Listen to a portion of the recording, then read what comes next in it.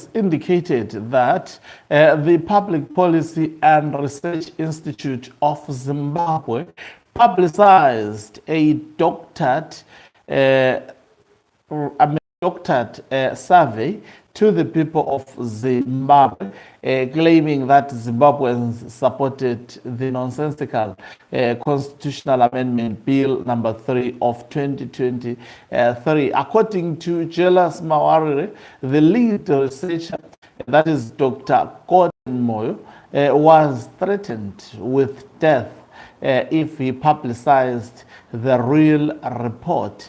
He says this was confirmed to him, and he has evidence of Gorden Moyo saying such to him. Greetings and welcome to your lovely channel, the Hlonipani Global News. If you are watching us for the very first time, please do remember to press the red or black subscribe button so that next time when we beam live, you become the very first one to watch us. In fact, let me read you the whole article by Julius Mawarire. It says, CAB.3 survey results doctored, lead researcher afraid of being killed if actual results are published. It says the so-called survey report on Constitutional Amendment Bill number 3 by the Public Policy and Research Institution of Zimbabwe is turning out to be one of the most scandalous things that have been thrown into Zimbabwe's political arena to support the constitutional coup that Mnangagwa pulled off to extend his stay in power. PPRIZ and its lead researcher, that is Gorden Moyo, misled Zimbabweans by presenting views gathered from ZANU-PF supporters as if they reflected the position of the general public.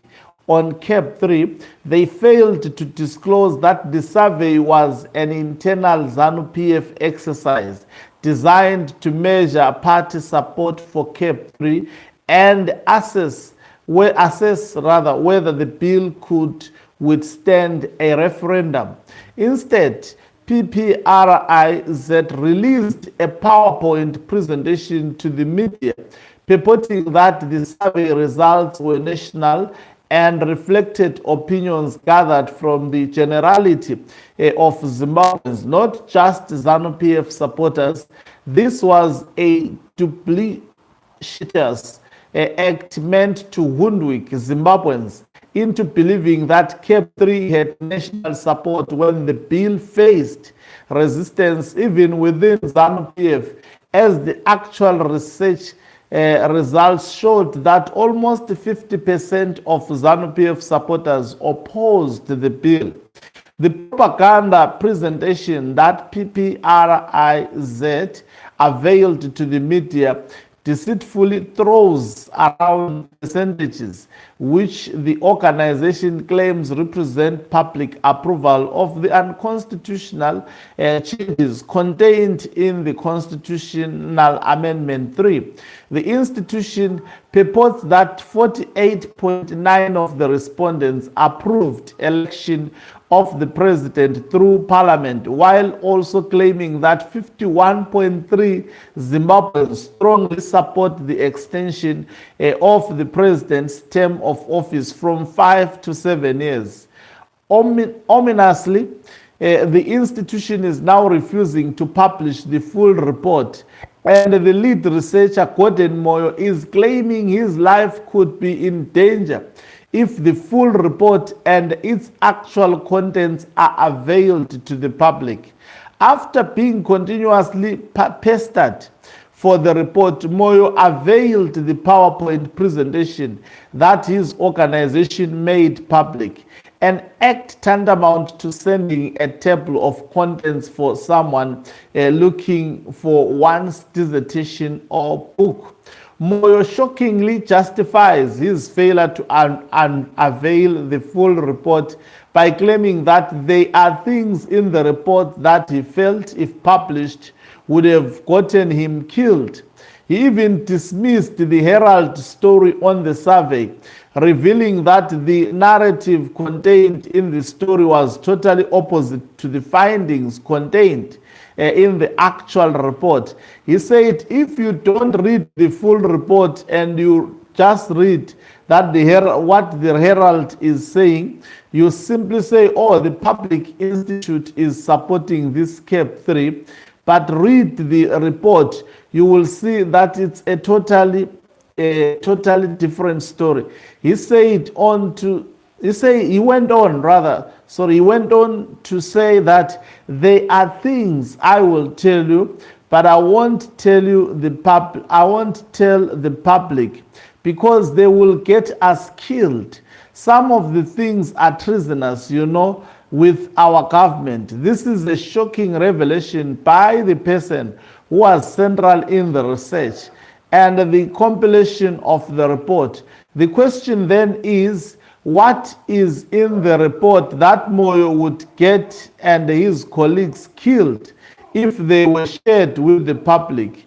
Who would kill them for publishing public opinions on a constitutional amendment change that the regime purports to be coming from the people? If a researcher and academic like Gorden Moyo is afraid to publish empirical findings from a public policy survey and instead chooses to distort the outcome, what does that reveal about the research environment? What does it say about academic freedom and intellectual independence that should guide public policy? What does it say about the report he ultimately produced and released to the public? And what does the publication of politically convenient doctored results reveal about Gorden Moyo himself? Does it mean the PowerPoint presentation that Gorden Moyo and his institute shared with the Herald and other media organizations for public consumption is a doctored report meant to preserve Moyo and his colleagues' lives? Is it the survey is a hatched job, hashed job to further some nefarious political agenda? If that is the case, why should Zimbabwe trust PPRIZ and its so-called public opinion survey? The instructive statement by Moyo that he is afraid of being killed if he publishes the actual survey results brings a whole lot of new interest in the so-called survey, including his research methods, his sampling methods, his funders, the objectives of the survey, and how we got to know that some findings from his research could get him killed. The other thing coming out is that Moyo has suddenly become very evasive and seems like he no longer wants to share the report with the media, raising concerns whether there is any survey report in the first place or there is just that contrived PowerPoint presentation that his institute has shared with the media to throw into the national political discourse. The propaganda that Zimbabweans approved of the constitutional changes that Mnangagwa and his cahoots have just introduced. The big question becomes, who is Moyo working for and what does he hope to achieve? We can begin to answer this and other questions by looking at what I have discovered about the survey sample. Conversations with other people close to the so-called survey revealed striking details. The exercise began as an internal ZANU-PF tool to gauge party support for the constitutional change if it had initiated. As a result, the sample was convenient and limited to ZANU-PF supporters. Its original purpose was to measure internal support for CAB.3 in case the party decided to pursue a referendum. It was meant to help ZANU-PF leaders decide whether to follow the constitution by allowing a referendum on the proposed changes or to proceed with the constitutional coup they ultimately carried out. The findings revealed that almost half of the party did not support CAB.3, and therefore subjecting the bill to a referendum would have spelled disaster for its exponents and chief architects. The idea of extrapolating the survey results to portray public approval of CAB.3 was an afterthought, a propaganda gimmick by Professor Jonathan Moyo and Speaker of Parliament Mutenda, who has been working closely with Gorden Moyo to drum up support for Mnangagwa and his CAB.3 in Matabeleland. That is the reason why Jonathan Moyo's sidekick, Glenn Mbani, was present in Harare at the launch of the propaganda research report.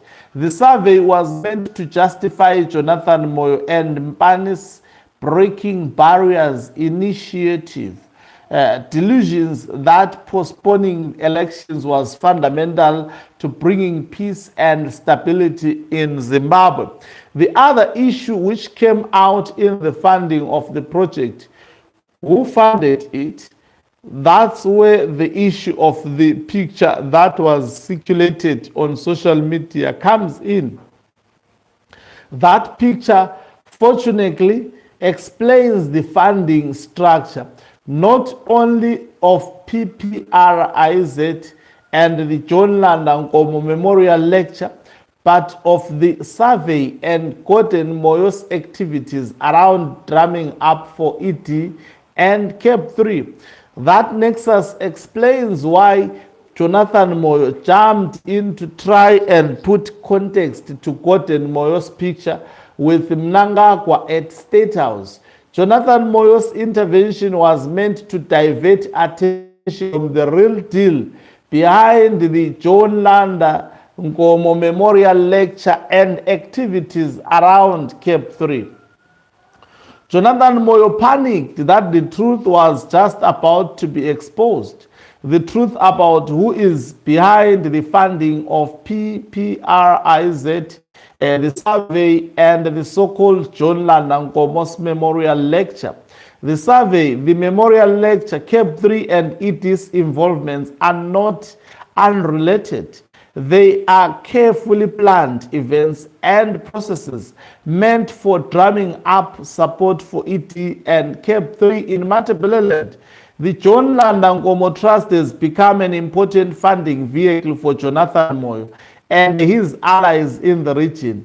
If that were not so, why would Jonathan Moyo concern himself with the John Landa Nkomo's legacy? Is this not the same Jonathan Moyo who sued John Landa Nkomo while he was on his deathbed? Jonathan does not care about John Landa Nkomo's legacy. He is interested in the money Dumbuzenene is channeling into the trust. Those funds were used by Jonathan Moyo and Gorden Moyo to commission the so-called research. It is therefore clear who funded the research and what it was meant to achieve. The other thing is that Gorden Moyo and Mutenda have been close buddies since the GNU. Gorden is now very important in the succession matrix in ZANU-PF, since he has been involved in efforts to galvanize support for ET in the region, even in the run-up to the November 2017 coup. Zimbabweans might remember an organization called Matabeleland Collective, which was used by Catriona Lang's husband Thomas to try and coalesce different groups in Matabeleland to ostensibly fight for things like devolution and inclusion, when in actual fact it was a conduit for drumming up support for ED's quest to wrestle power from President Mugabe. Matabeleland Collective crumbled after misuse of donor funds by some women in Zimbabwe Arise characters and the drying up of donor funds after USAID ceased operations. This prompted the Matabeleland collective characters to look for new funders.